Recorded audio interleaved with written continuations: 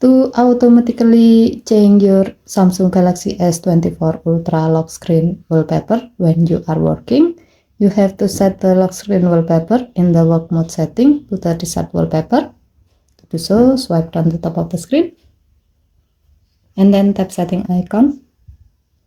Scroll down the screen to find mode and routine. Tap mode and routine. While you are in the mode section, tap work. Scroll down the screen.